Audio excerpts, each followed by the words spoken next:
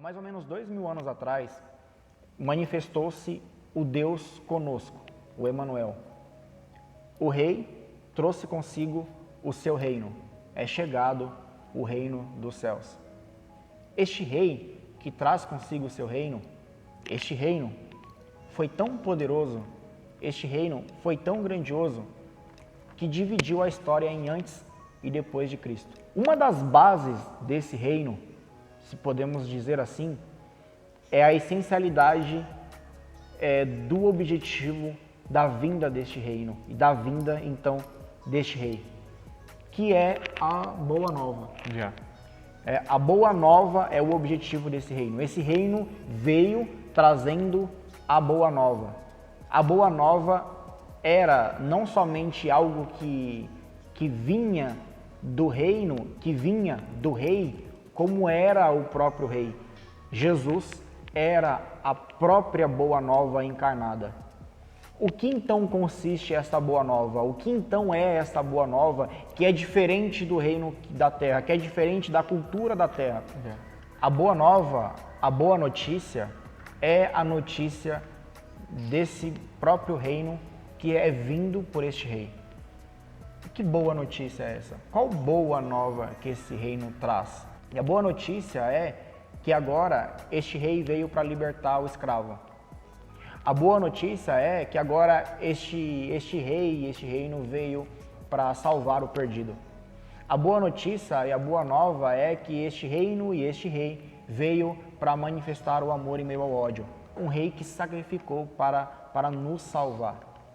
Essa é a característica, essa é a manifestação da boa nova deste reino. Nós cristãos, a gente sempre fala que Jesus é o nosso rei, mas eu queria refletir com vocês hoje. Quem realmente foi Jesus? O que realmente Jesus trouxe à Terra? A gente não precisa ir tão longe para encontrar diversas definições de quem realmente foi Jesus. Uns consideram como um político, um revolucionário, um herói. Há quem também o considere ser uma mentira. Quem realmente foi Jesus? A palavra de Deus nos diz que Jesus veio para os seus, mas os seus não o receberam. Ou seja, a vinda daquele que reinaria sobre todo o povo girava em torno de muita esperança e expectativa. O povo judeu clamava por um Messias heróico, um Messias vingador, um Messias que viria e colocaria o povo judeu acima de todos e os livraria da opressão romana. Eles esperavam um reinado terreno. Mas então vem Jesus e traz um reino totalmente diferente daquilo que eles esperavam. Traz um reino que vai muito além. Não era mais sobre montes ou templos. Não era mais sobre vingança. Não era mais sobre um reinado terreno. Jesus trouxe um reino de amor, de perdão. E acima de tudo, Jesus trouxe um reino eterno. Um reino que vai além do sistema mundano, um reino que vai além das exterioridades que nós conhecemos. E isso fica muito claro no Sermão da Montanha. Na antiga aliança, a lei dizia ao povo: não matarás. O seu coração pode estar borbulhando de raiva, o seu coração pode estar borbulhando de desejo por vingança, mas a lei dizia: não matarás. Então vem Jesus e coloca as coisas num patamar totalmente diferente. Vem Jesus e fala: aquele que apenas se irar contra o seu irmão, aquele que só proferir um insulto contra o seu irmão, esse sim já errou, esse já pecou. Ou seja, não era mais sobre exterioridades. Jesus veio e trouxe um reino que era totalmente, 100% sobre o nosso coração.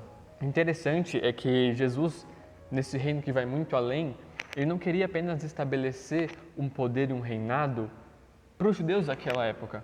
Mas não, o reino que Jesus trouxe à Terra é algo que, se perpetua durante as eras e durante os anos e está presente aqui hoje. Quando a gente fala de reino dos céus, a gente entende de algo vindouro. Vou viver o reino dos céus quando eu for salvo e lá eu estarei reinando com Cristo. O reino dos céus, que está nos céus. Mas o reino dos céus, ele pode ser vivido, uma parcela dele no hoje, no agora. Ele não somente pode ser vivido, mas ele deve ser vivido no hoje e no agora. O reino dos céus, ele não é somente espiritual, mas ele também é físico. Boa. Ele é físico em que sentido? Porque o reino dos céus não consiste em sentir um arrepio. eu sou do reino de Deus, eu vivo o reino de Deus, eu vivo o reino dos céus porque eu senti um arrepio no culto. O reino dos céus não se caracteriza também em vir para a igreja. Eu sou do reino de Deus porque eu sou cristão, legal. Mas o que te faz ser cristão? Porque eu venho para a igreja, porque eu trago uma Bíblia, porque eu ouço a palavra, porque eu faço parte de um grupo de louvor, porque eu ministro, porque isso, porque aquilo. Não, porque o que vai demonstrar a influência do reino que você pertence é o seu comportamento. Nós temos que manifestar na prática este reino. A grande verdade é que o nosso comportamento reflete o reino que nos influencia. O seu comportamento reflete o reino que te influencia, que mais te influencia. Será que o reino de Deus te influencia? Qual que é a característica do reino de Deus? A característica do reino de Deus é a paz, é a justiça, é o amor, é a bondade, é a benevolência, é o perdão, é a caridade, é a empatia pelo próximo. Por isso e por causa disso que o reino de Deus ele não é só espiritual, ele não é só aquilo que eu sinto um arrepio, ele não é só aquilo que eu almejo do porvir, ele não é só aquilo que eu desejo, mas ele é aquilo que eu devo praticar em obras, aquilo que eu devo praticar em ações, aquilo que eu devo praticar em comportamento. Sendo assim, eu entendo que viver o reino de Deus deve ser feito no meu trabalho. No meu trabalho eu devo viver o reino de Deus. No meu trabalho eu devo praticar a justiça. No meu trabalho eu devo praticar o amor. Na escola deve ser exercido o reino de Deus. Na faculdade, aonde você está, deve manifestar o reino que te influencia. O reino que você pertence. Porque enquanto o reino da terra é a vaidade, enquanto o reino da terra é a glória, da imposição do poder autoritário, da ocultação da fraqueza, enquanto o reino da terra é a vaidade, enquanto o reino da terra é o ódio, enquanto o reino da terra é o preconceito, enquanto o reino da terra é a falta de empatia, o reino dos céus é o oposto disso. Enquanto o reino da terra vai dizer que para ser vencedor deve ser o primeiro, o reino dos céus vai dizer que o primeiro é o último. No reino de Deus, o mais fraco é o mais forte. Yeah. No reino de Deus, o menor é o maior. No reino de Deus, o último será o primeiro. O último é o primeiro. Bem-aventurados que sofrem. Bem-aventurados que sofrem. Alegres são os que sofrem. Felizes são aqueles que choram. Exato. Então, o reino de Deus é totalmente ao contrário. Qual que é o problema da sociedade hoje? Qual que é o problema da nossa geração? Qual que é o problema da nossa época? É que em muitos lugares o reino da terra está tendo mais influência do que o reino dos céus. Por quê? Será que o reino dos céus, será que o reino de Deus, ele perdeu o poder? Perdeu a autoridade? Não, porque como nós dizemos, o poder do reino está vinculado ao rei, a autoridade do reino está vinculada ao rei. E a autoridade do reino dos céus está, então, ligado ao rei dos céus. E quem é o rei dos céus? É o Deus Altíssimo. É aquele que fez e faz todas as coisas, aquele que antes dele nada que foi feito seria feito. Ele vive eternamente, ele é glorioso, ele é maravilhoso, ele é grandioso.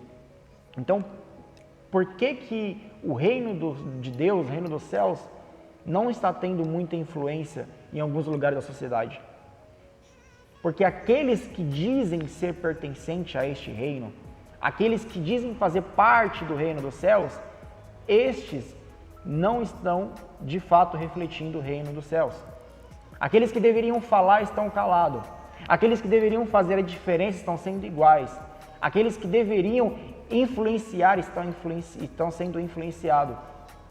É por conta disso que nós vemos a sociedade, o reino da terra, dando mais vazão ao reino da terra do que ao reino dos céus. E como você disse, amigo, o reino de Deus não é apenas um reino espiritual, mas é um reino prático. Como nós identificamos quem pertence a esse reino? Como nós identificamos uma pessoa que provém desse reino? As suas ações e aquilo que você faz definem de qual reino você é e qual reino tem te influenciado. Será que viver o reino é eu dizer que eu pertenço a um grupo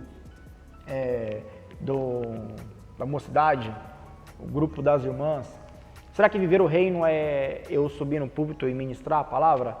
Será que viver o reino é eu simplesmente louvar? Viver o reino, então, seria vir para a igreja? Não. Viver o reino é o meu dia a dia, que o comportamento reflete o reino que você pertence, o reino que mais te influencia. Então, como me conectar com o reino de Deus? Como viver o reino de Deus? Eu só vivo o reino quando eu estou conectado com o rei. Yeah. Eu só vivo a cultura do reino quando eu estou conectado ao rei deste reino. Como me conecto com o rei? Como me conecto com Deus? Relacionamento, intimidade.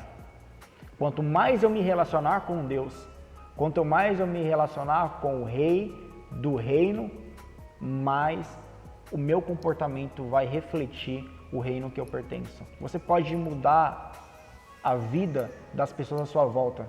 Você pode mudar o contexto da sua escola. Você pode mudar o contexto do seu trabalho. Você pode mudar o contexto do seu casamento. Você pode mudar até o contexto da sua igreja.